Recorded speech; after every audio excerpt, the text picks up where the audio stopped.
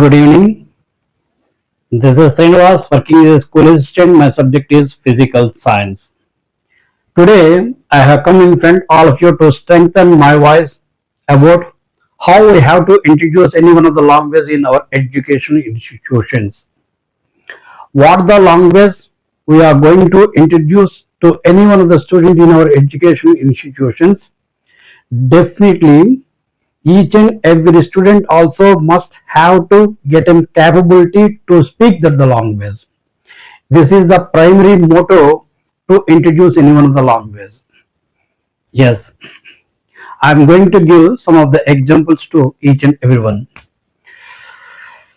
Suppose నేను తెలుగులో నాకు కారు లేదు అని చెప్పాలి. నాకు కారు లేదు అని చెప్పాలి అంటే మనం ఏం చెప్తున్నామండి అంటే ఐ హ్యావ్ నో కార్ అని మనం చెప్తున్నాం. నాకు కారు లేదు అని. కానీ యాక్చువల్గా ఇది మీనింగ్ ఎట్లా ఇస్తుందండి అంటే ఐ హ్యావ్ నో కార్ అంటే నేను కారుని కలిగి లేను, నేను కారుని కలిగి లేను అనేటటువంటి అర్థాన్ని ఇస్తుంది. Suppose I have money,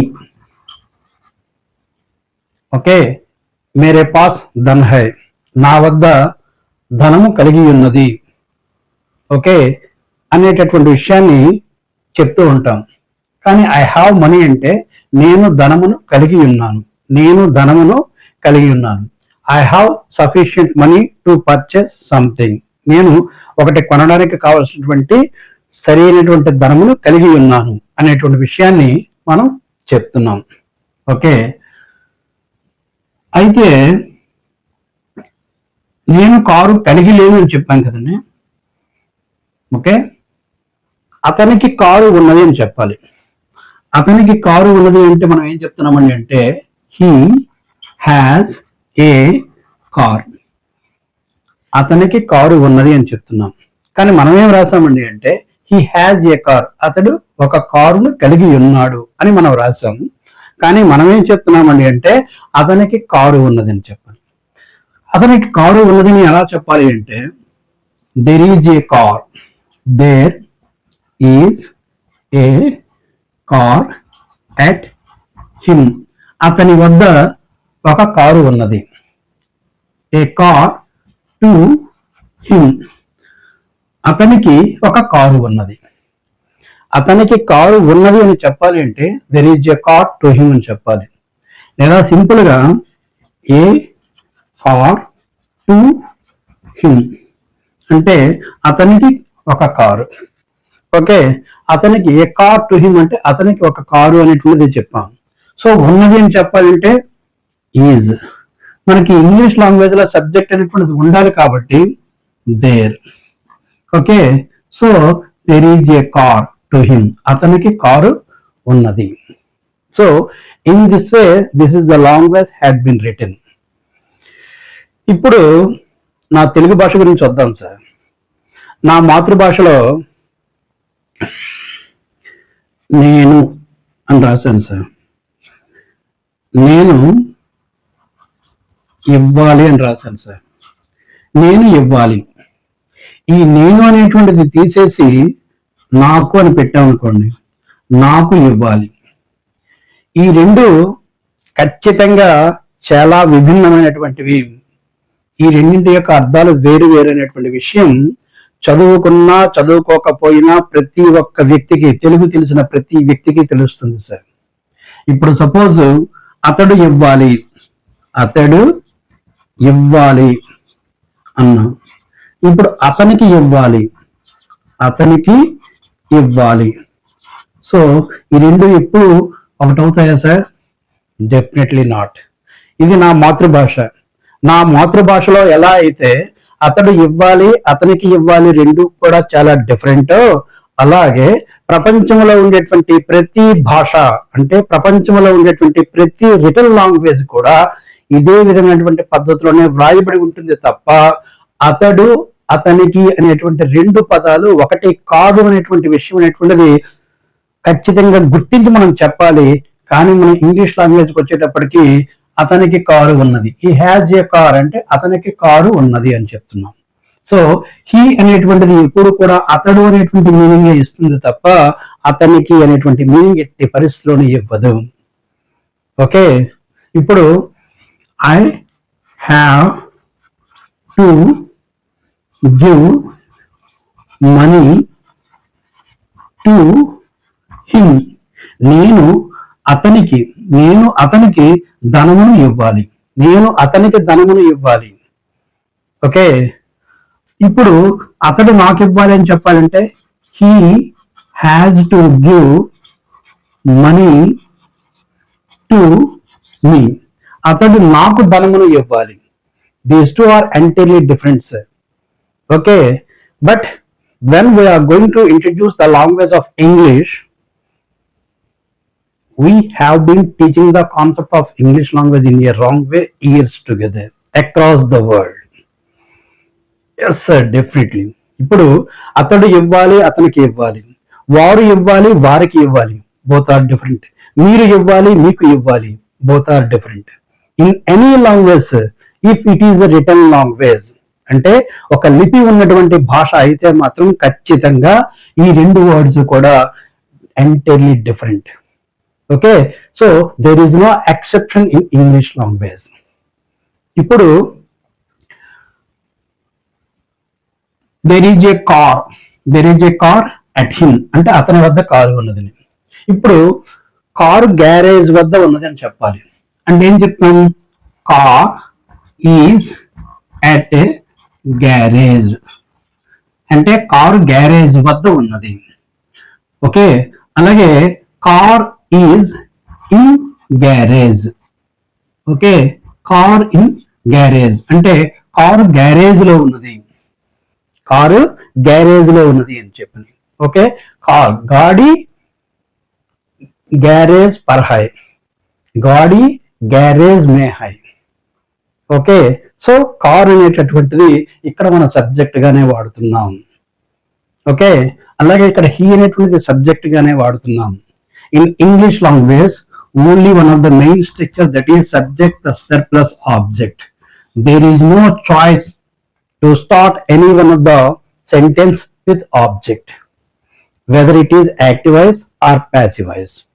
active voice అయినా కూడా ప్యాసివ్ వాయిస్ అయినా కూడా ఖచ్చితంగా ప్రతి ఇంగ్లీష్ వాక్యం కూడా సబ్జెక్ట్ తోనే ప్రారంభించబడుతూ ఉంటుంది.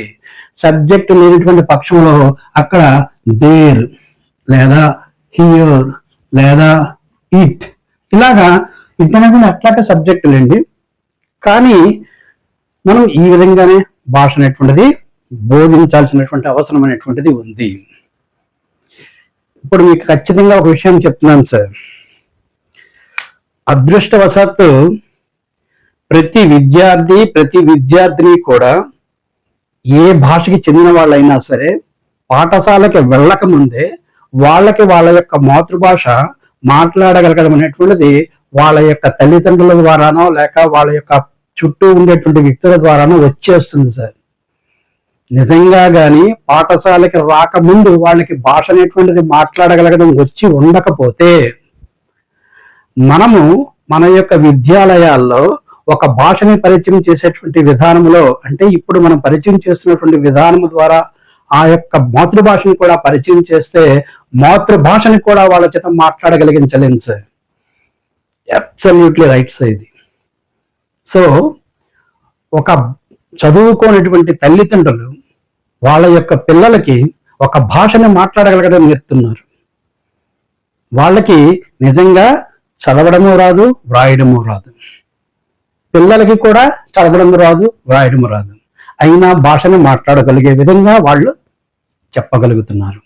ఎలా చెప్పగలుగుతున్నారు అంటే వాళ్ళు ప్రతి పదాన్ని ఎలా చెప్పాలో అలా చెప్తున్నారు. కానీ మనం పాఠశాలలో ఏం చెప్తున్నామండి అంటే వాక్యాలకి వాక్యాలు చెప్తున్నాం, స్ట్రక్చర్ మెథడ్లో చెప్తున్నాం. అలాగే ఇంగ్లీష్ భాష అనేటువంటిది ఏ విధంగా డిజైన్ చేయబడింది అనేటువంటి విషయాన్ని మనం చెప్పకుండానే మనం ఆ యొక్క భాషని బోధిస్తున్నాం. ఓకే సార్, ఇప్పుడు ఐ నో అని నా యొక్క డౌట్ పాయింట్ ఇదే. ఐ నో అంటే నాకు తెలుసు అని చెప్తున్నాం. ఐ నో అంటే నాకు తెలుసు అని. నాకు తెలుసు అనేటువంటి మీనింగ్ ఎట్టి పరిస్థితులను కూడా ఈ వాక్యం అనేటువంటిది ఇవ్వదు సార్. ఐ నో అంటే ఇప్పుడు సపోజ్ దాన్ని ఎలా చెప్పాలి?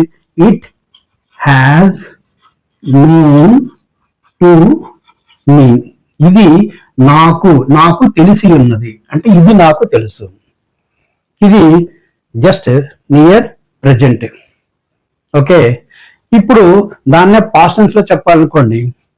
Okay, it had known to me before he told. అతడు చెప్పడానికి ముందే ఇది నాకు తెలిసి ఉన్నది అనేటువంటి విషయాన్ని మనం చెప్పచ్చు. లేదు ఇంకోలా చెప్పాలి అంటే ఇప్పుడు suppose it knew, past tense, it knew, ఇది నాకు తెలుసు, ఇది నాకు తెలుసు. This is past tense. Okay, so it has known to me అనేటువంటిది చెప్పేటప్పుడు near present, it had known to me అంటే పాస్ట్ టెన్స్, అలాగే ఇట్ న్యూ టు మీ అంటే ఇది పాస్ట్ టెన్స్. ఇక్కడ ప్రెజెంట్ పాస్ట్ పర్ఫెక్ట్ చెప్పేటప్పుడు పాస్ట్ టెన్స్ లో ఒక వాక్యం అనేటువంటిది ఎప్పుడైతే, ఒక పని అనేటువంటిది ఎప్పుడైతే ప్రారంభించబడిందో ఆ పని కంటే ముందు ఆ యొక్క స్టేటివ్ వెర్బ్ ద్వారా వచ్చేటువంటి వాక్యం కానీ లేక యాక్షన్ ద్వారా వచ్చేటటువంటి అర్థం కానీ జరిగిపోయినది చెప్పడానికి మనం ఫాస్ట్ పర్ఫెక్ట్ అనేటువంటిది వాడుతూ ఉంటాం. So each and every language also had been design in a very particular manner. Okay, ఆ యొక్క బోధించబడేటువంటి విధానం అనేటువంటిది ఆ భాష ఎట్లా వ్రాయబడిందో దానికి అనుగుణంగా బోధన ఉండాలి. ఇప్పుడు చదువురానటువంటి తల్లిదండ్రులు వాళ్ళ యొక్క పిల్లలకి ఒక భాషను ఎట్లా నేర్పుతున్నారో అనేటటువంటిది మనం గుర్తించగలిగితే ఖచ్చితంగా అదే విధంగా పాఠశాలలో మనం ఒక విద్యార్థిని కానీ ఒక విద్యార్థికి కానీ ఒక భాషని బోధించేటప్పుడు ఖచ్చితంగా అదే పద్ధతిని మనం పాటించాలి. ఇక్కడ నేను చెప్పే అంశం ఏంటండి అంటే మనము భాషని పరిచయం చేస్తున్న విధానము తప్పే, అలాగే ఆ భాషని ఏ విధంగా వ్రాయబడిందో అలా చెప్పకుండా బోధిస్తున్న విధానం కూడా తప్పే సార్. సో 2023 డిసెంబర్లో నేను సోషల్ మీడియా యూట్యూబ్ ఛానల్ ద్వారా నాకు ఒక అవకాశాన్ని ఇప్పించండి అని చెప్పని విద్యా వ్యవస్థలో ఉండేటువంటి ప్రముఖుల్ని రిక్వెస్ట్ చేస్తూనే ఉన్నాను సార్. ఓకే, ఇప్పుడు మీకు చెప్పాలి అంటే చాలా చాలా యాప్స్ వచ్చాయి సార్, కొన్ని వందల యాప్స్ అనేటువంటివి ఉన్నాయి. Okay, so Nerchuko app, super nova AI app, speak X English app, లేదా హలో స్పీకింగ్ లెర్నింగ్ ఇంగ్లీష్, ఇలా సో మెనీ యాప్స్, పుట్ట గొడుగుల్లా చాలా చాలా చాలా యాప్స్ వస్తున్నాయి సార్. ఇప్పుడు ఐ నో అంటే నాకు తెలుసు అనేటువంటి మీనింగ్ వస్తుంది, లిటరల్ గా దాని యొక్క అర్థం అదే అని మీరు చెప్తూ ఉండేటప్పుడు ఇప్పుడు నేను చెప్పేటటువంటి యాప్స్ ఏవైతే ఉన్నాయో ఈ యాప్స్ ద్వారా మనము ఇప్పుడు ఉండేటువంటి విద్యార్థులు భాషను నేర్చుకుంటున్నారు కదా సార్. ఇక్కడ కూడా లిటరల్ గా నేను ఒక వాక్యాన్ని చెప్తాను సార్. ఏంటని అంటే మన పాఠశాలలో ఒక భాషను బోధించేటటువంటి విధానం సరిగా లేకపోవడం వలనే ఇటువంటి యాప్స్ అనేటువంటి పుట్టగొడుగుల్లా వస్తున్నాయి సార్. నిజానికి కొన్ని సంవత్సరాల పాటు విద్యాలయాల్లో చదువుకున్నటువంటి విద్యార్థులకు భాష మాట్లాడగలగడం అనేటువంటిది మనం నేర్పకపోబట్టే ఇవన్నీ వచ్చాయి అని చెప్పి నేను ఖచ్చితంగా చెప్తున్నాను సార్. ఇప్పుడు నేర్చుకో యాప్ అంటున్నాను సార్, అంటే మాతృభాషలోనే చెప్తూ ఉంటే మాతృభాష ద్వారానే ఆ యొక్క భాషను నేర్పడం అనేటువంటిది నేర్పుతుంది అని చెప్పని సార్. ఈ పాయింట్ అనేటువంటిది ప్రతి ఒక్కరూ గమనించాల్సిందే. నేను ఎప్పటి నుంచో చెప్తున్నటువంటి పాయింట్ ఏంటని అంటే మనం ఏ భాషను నేర్పాలి అన్నా కూడా ఆ యొక్క భాషని విద్యార్థి యొక్క మాతృభాషలోనే, లేక విద్యార్థికి ఏ భాష అయితే బాగా వచ్చో మాట్లాడగలగడము ఆ భాష ద్వారానే నేర్పాలి అనేటువంటి విషయాన్ని ఖచ్చితంగా చెప్పి తీరుతున్నాను సార్. ఓకే, సో మనము మన యొక్క బోధనా విధానాన్ని మార్చాలి, ఒక భాషను ఇంట్రడ్యూస్ చేసేటువంటి విధానం అనేటువంటిది మారాలి అనేటటువంటిదే నా యొక్క పోరాటం. ప్రపంచం మొత్తం మీద ఈ యొక్క గ్లోబల్ లాంగ్వేజ్ గా పరిగణించబడుతున్నటువంటి ఇంగ్లీష్ లాంగ్వేజ్ ని మాట్లాడగలగడం అనేటువంటిది చాలా చాలా చాలా కష్టంగా ఉంది సార్. సో కష్టంగా ఉంది అనేటువంటి విషయం అనేటువంటిది ఏం చెప్తుందో తెలుసా సార్? విద్యార్థి తను నేర్చుకున్నటువంటి వివిధ సబ్జెక్టులను ఇప్పుడున్నటువంటి ఇంగ్లీష్ మీడియం ద్వారా ప్రజెంట్ చేయగలగడానికి చాలా చాలా చాలా అవస్థపడుతున్నాడు సార్. నిజంగా కొంతమంది విద్యార్థులకు మాకెందుకు వచ్చిందిరా ఈ చదువు మానేస్తేనే బెటరు అనేటటువంటి విధంగా విద్యార్థులకు మనం బర్డెన్ అనేటువంటిది ఇస్తున్నాం సార్. నిజానికి ఒక భాషని పరిచయం చేయడం అనేటువంటిది అత్యంత సులభమైనటువంటి ఒక కార్యక్రమం. ఆ యొక్క కార్యక్రమాన్ని దిగ్విజయంగా పూర్తి చేయగలగడానికి ప్రభుత్వాలు అనేటువంటి ముందుకు రావాలి. ఇంత పెద్ద యంత్రాంగం ఉండేటువంటి ప్రభుత్వాలే చేయలేకపోతే ఏదో పుట్టగొడుగుల్లో వచ్చేటువంటి యాప్స్ అనేటువంటివి ఒక నెల రోజులలోనో లేకపోతే వారం రోజుల్లోనో లేక 3 నెలల్లోనో ఒక భాషను నేర్పేయగలము, మేము నేర్పేస్తాం అని చెప్పడం అనేటటువంటిది నిజంగా చాలా దౌర్భాగ్యకరం సార్. ఎస్, ప్రతి చదువుకున్నటువంటి మేధావి కూడా ఆలోచించాల్సినటువంటి పాయింట్ సార్.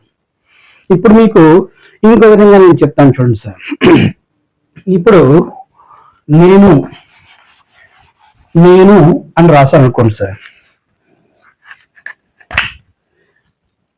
నేను అని రాశాను, నేను ఇస్తాను అని రాశాను.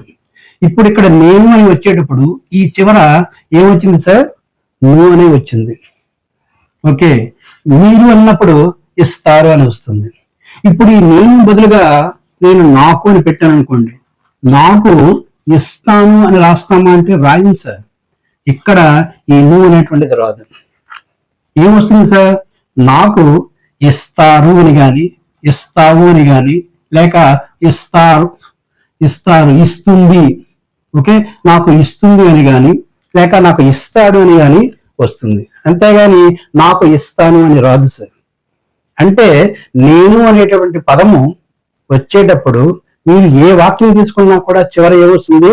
నువ్వు వస్తుంది. అలా రాలేదు అంటే అర్థం ఏంటండి అంటే నేను బదులుగా నాకు అనేటువంటిది వాడకూడదు అనేటువంటి విషయాన్ని మన యొక్క భాష మనకి ఖచ్చితంగా నేర్పుతుంది సార్. మ్యాథమెటిక్స్ లో ఒక స్టేట్మెంట్ తప్పు అని చెప్పాలి అంటే ఒక్క ఉదాహరణ ఇస్తే చాలు సార్. అది ట్రూ అని చెప్పగలగాలి అంటే కొన్ని వందల సాక్ష్యాలు మనం ప్రజెంట్ చేయాల్సి ఉంటుంది. Okay, so it is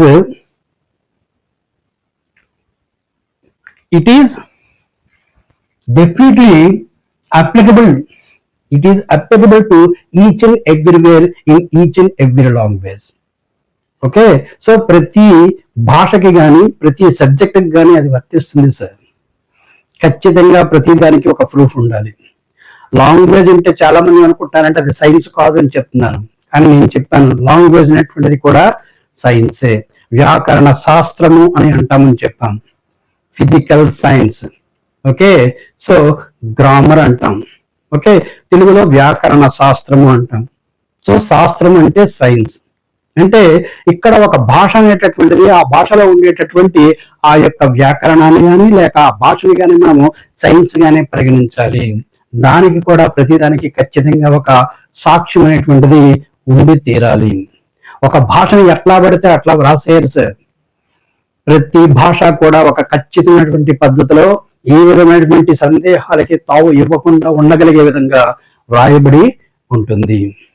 so ఇప్పుడు మనము ఒక భాషని పరిచయం చేసేటప్పుడు ఏ విధమైనటువంటి విధానాన్ని అవలంబించాలి, ఏ విధంగా ఆ యొక్క భాషని బోధించాలి అనేటటువంటిది చాలా ముఖ్యమైనటువంటి అంశం. అలా చెప్పగలిగినప్పుడు మాత్రమే మనము బోధించే వాళ్ళం అవుతాం. లేదు అంటే ఇప్పుడు చెప్పినటువంటి నేర్చుకో యాపో లేకపోతే ఇంకొక యాప్లోనూ తెలుగులో ఒక వాక్యం ఇస్తే వాడు చెప్పేటువంటి వాక్యం అనేటువంటిది ఈ విధంగా మీరు బైహార్ట్ చేయండి, ఈ విధంగా ప్రాక్టీస్ చేయండి, ఈ విధంగా బైహార్ట్ చేయండి, ఈ విధంగా ప్రాక్టీస్ చేయండి, రోజు ప్రాక్టీస్ చేయండి అనేటువంటి చెప్పగలగడానికి ఆ యొక్క యాప్ అనేటువంటిది ఉంటే మనం ఎందుకు సార్? ఇక్కడ ఇంకొక విషయం ఏంటండి అంటే ఆ యాప్స్ ఏం చెప్తున్నాయో తెలుసా అండి? మేము నెల రోజుల్లో నేర్పేస్తాం అని చెప్తున్నారు. మరి సంవత్సరాల తరబడి విద్యాలయాల్లో నేర్చుకున్నటువంటి విద్యార్థులకు ఇంత పెద్ద యంత్రాంగం ఉండేటటువంటి ఒక విద్యా వ్యవస్థ ఎందుకు నేర్పట్లేదు సార్? ఇది కేవలం మన దేశంలోనే కాదు సార్, ప్రపంచ దేశాలన్నింటిలో కూడా ఈ యొక్క గ్లోబల్ లాంగ్వేజ్ నేర్చుకోగలగడానికి, ఈ యొక్క భాషను మాట్లాడగలగడానికి చాలా చాలా చాలా అవస్థపడుతూ ఉన్నారు. దానికి కారణము మనం భాషని పరిచయం చేసేటువంటి విధానము మరియు భాషని మనం బోధించేటటువంటి విధానంలో ఉండేటువంటి లోపమే అని ప్రతి ఒక్కరూ కూడా గమనించాలి. ఓకే సార్, ఇక్కడ నేను ఇవ్వాలి, నాకు ఇవ్వాలి, అతడు ఇవ్వాలి, అతనికి ఇవ్వాలి. ఖచ్చితంగా నా భాషలో ఇవి ఏ విధంగా అయితే ఈ రెండు కూడా ఒకటి కాదో ఖచ్చితంగా ప్రతి భాషలో కూడా అంతే. అంతేగాని మన ఇంగ్లీష్ లాంగ్వేజ్కి వచ్చేసరికి ఐ నో అంటే నాకు తెలుసు అని కానీ, ఐ డోంట్ నో అంటే నాకు తెలియదు అని కానీ మనం చెప్పకూడదు. So I'm going to explain what the way the language of English had been written, what the way we have to introduce any one of the language in our education institutions. నేను గత వీడియోలో చెప్పాను sir, మనం ఒక భాషను ముందు పరిచయం చేయాలి అంటే చిన్న చిన్న పదాల ద్వారా ముందు వాళ్ళని మాట్లాడగలిగే విధంగా తర్ఫీదు ఇచ్చిన తర్వాత మాత్రమే వాళ్ళకి ఆ యొక్క భాషని చదవడము మరియు వ్రాయడం అనేటువంటిది నేర్పాలి. అది కూడా మాతృభాష ద్వారానే నేర్పాలి అనేటువంటి విషయాన్ని చాలా ఖచ్చితంగా తెలియజేశాను. ఓకే, సో నా యొక్క కంటెంట్ ని నెక్స్ట్ వీడియోలో ఇంకా క్షుణ్ణంగా ఇస్తాను కూడా. ఓకే, సో నేను చెప్పేటటువంటి విషయాన్ని ప్రతి మేధావి కూడా ఆలోచించాల్సిందిగా కోరుకుంటూ సెలవు తీసుకుంటున్నాను. Thank you to all of you.